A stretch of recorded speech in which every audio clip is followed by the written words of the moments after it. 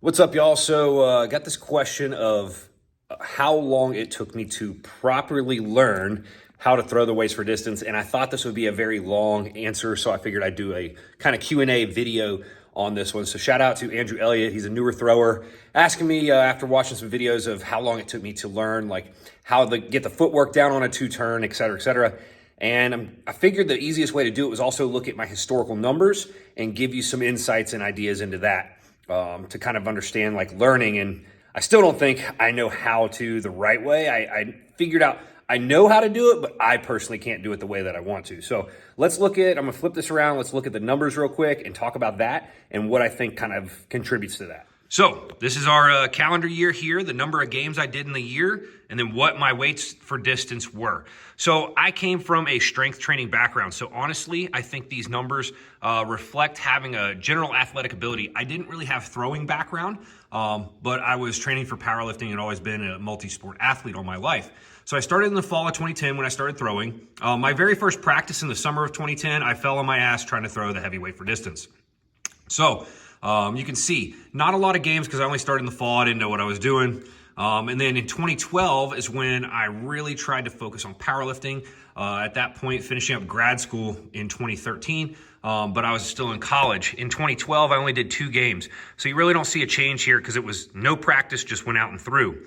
And then afterwards, obviously, 7 games, you saw an improvement jump. And really 2014, or really here to here, which is funny, you don't see a big improvement jump, but a lot of my other events kind of improved around this time frame. I want to say it took me about 4 years to really learn how to do this properly, and that's not being super dedicated is why. So if you say fall of here to fall of here, really knowing what I was doing. If you want to say knowing what you're doing, maybe 30-60 for an average A-class numbers would be a good starting point to say you're proficient in those. And I watched some video of me in the beginning of 2014, and there's still some things like some timing that doesn't look great. But in terms of footwork down, it was definitely by there. How much was I practicing? I couldn't tell you around back then. I'd probably say in this time frame, 3, 4, maybe 5 days a week is where I really started. Obviously, really started to take things a little bit more seriously at the end of 2014 when things were going well.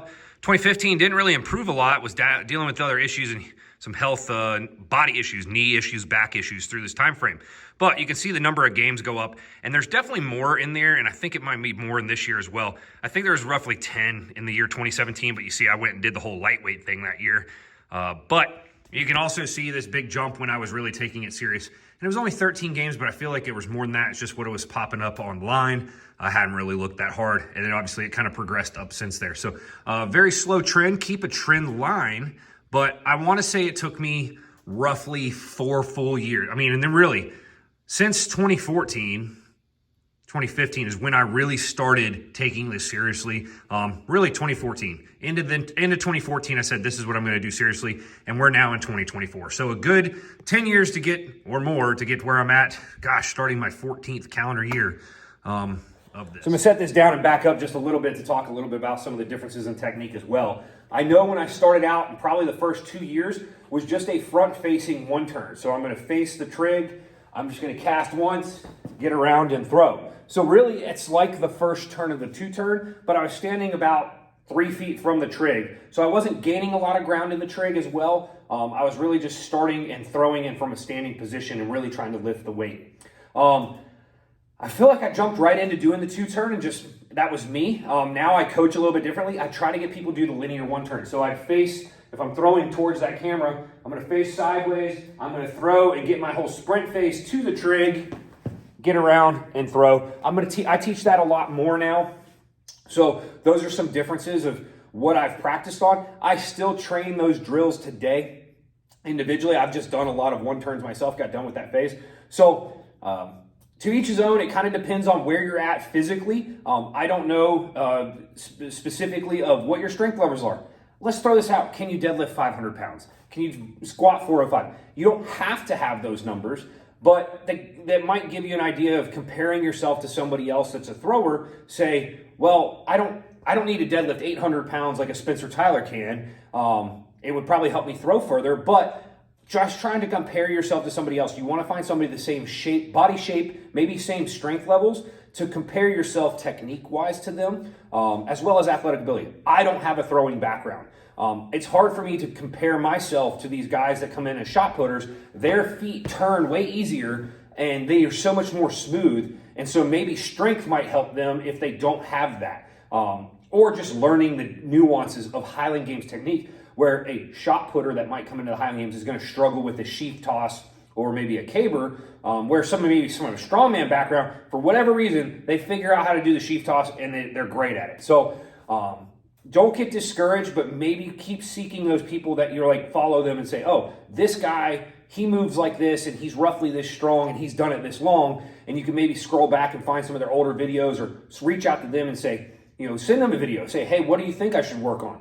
So I hope this helps. It's a really long answer to a question that I thought was kind of simple, but when I sat and wanted to try to type it out, I was like, this is a lot detailed, more of an answer that it's going to be different for every single person. Are you getting in-person coaching, in-person coaching frequently? I know my brother has driven and goes at least monthly, or was going bi-weekly, to better throwers than him to learn and get eyes on in-person coaching. That's going to be a different. If you can make different clinics, go visit throwers that are pros, go visit throwers that are hosting clinics that have done this a long time.